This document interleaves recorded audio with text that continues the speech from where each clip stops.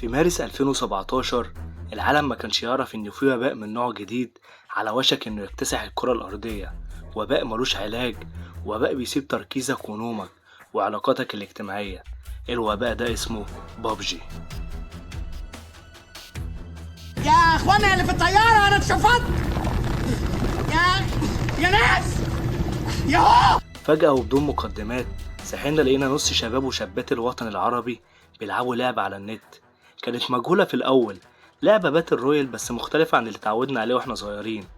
والألعاب اللي اتعودنا عليها واحنا صغيرين مثلا كانت كونتر أو كروس فاير. أنا لسه فاكر صوت زمايلي في السايبر وهم بيقولولي بلاش الناوي.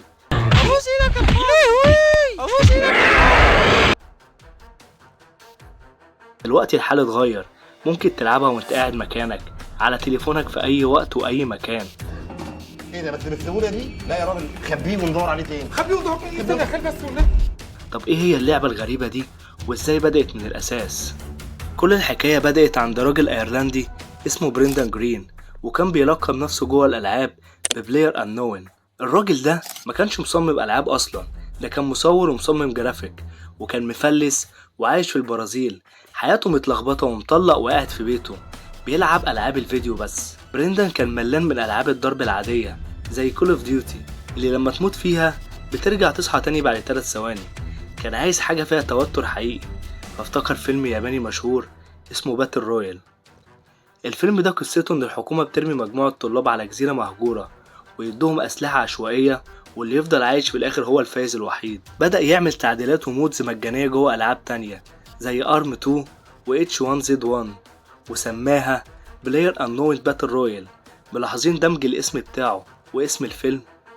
المهم الفكرة نجحت جدا، واللاعبين حبوا ان الموت في اللعبة معناه خلاص انتهيت وطلعت بره. وبعد النجاح ده شركة ألعاب كورية اسمها بلو هول سمعت عن بريندان واستدعوه لكوريا الجنوبية وقالوا له تعالى نعمل لعبة مستقلة كاملة بالفكرة دي وباسمك باستثناء آخر كلمة، هيستبدلوا رويال بجراوندز.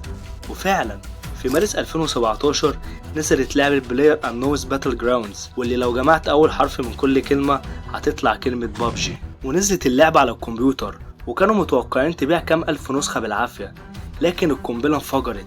اللعبة باعت ملايين النسخ في أول كام شهر وكسرت أرقام قياسية على منصة ستيم. وفي بداية 2018 اتفقت الشركة مع غول التكنولوجيا الصيني تينسنت وعملوا بابجي موبايل.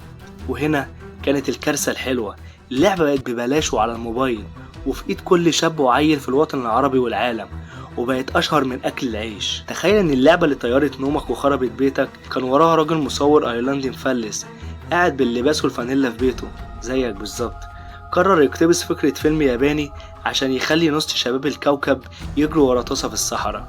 بابجي مش بس كانت لعبة بتسلينا، دي كانت مصنع الملايين، فتحت بيوت وعملت ثروات وغيرت حياة شباب كتير في يوم وليلة من مجرد قعدة الأوضة لشهرة عالمية. وعلى المستوى العالمي عندك نينجا، رغم ان هو اتشهر أسرع مع فورتنايت إلا ان بابجي هي اللي مهدت له الطريق، وكانت البداية اللي جمعته ملايين المتابعين على تويتش وخلته أول ستريمر يوصل لثروة وشهرة زي ممثلين هوليوود. وعندك شرود، الراجل ده بابجي خلته أسطورة، كان بيلعب بثبات عالي جدا بيوصل للبرود، طلقاته كلها كانت في الدماغ هيد شوتس، كان مهكر اللعبة وخلته واحد من أغنى وأشهر صناع المحتوى، وبقت فيديوهاته بتجيب ملايين المشاهدات في ساعات. وغيرهم من الستريمر الأجانب.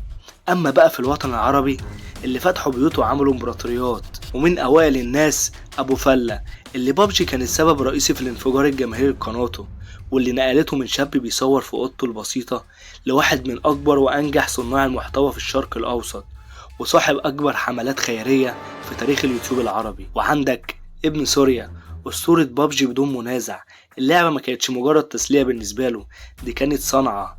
بمهارته الجبارة في اللعبة والسكواد بتاعه قدر يبني قناة يوتيوب من الأكبر عربيا وأسلوب لعب بيتدرس لحد دلوقتي. وتيربون، ممثل مصر في الضحك والعصبية، قدر يوصل لقلوب ملايين المصريين والعرب بخفة دم واللايفات بتاعته اللي بقت ملاذ للشباب كل يوم عشان يضحكوا على المواقف بتاعته جوه اللعبة. ومن العراق طبعا مليون روز اللي عمل شعبية جبارة وأرقام قياسية في المشاهدات. الشباب دول اثبتوا للاهالي ان قعدة الموبايل والمايك اللي كانوا بيزعقوا لهم عليها طلعت بتجيب همها وزيادة.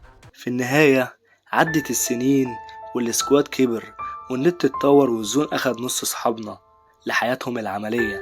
مسحنا اللعبة او سيبناها، تفضل بابجي هي الحضانة اللي اتعلمنا فيها اهم دروس الحياة. لو الفيديو ده رجعلك ايام النوستالجيا وريحة البوشينكي، انزل اهبط لايك الجميل واشترك في القناة، واهم حاجة اعمل منشن لاكتر واحد في السكواد كان بيفنشك بالقنبلة بالغلط وقول له هنفضل اخوات برضه. اهم حاجة سؤال الحلقة، منين اول طاسة بلعتها في حياتك؟ اكتب لي في الكومنتات وقول لي اي فكرة فيديو عايزين نعمل عنها، ونشوفكم الجيم الجاي. سلام.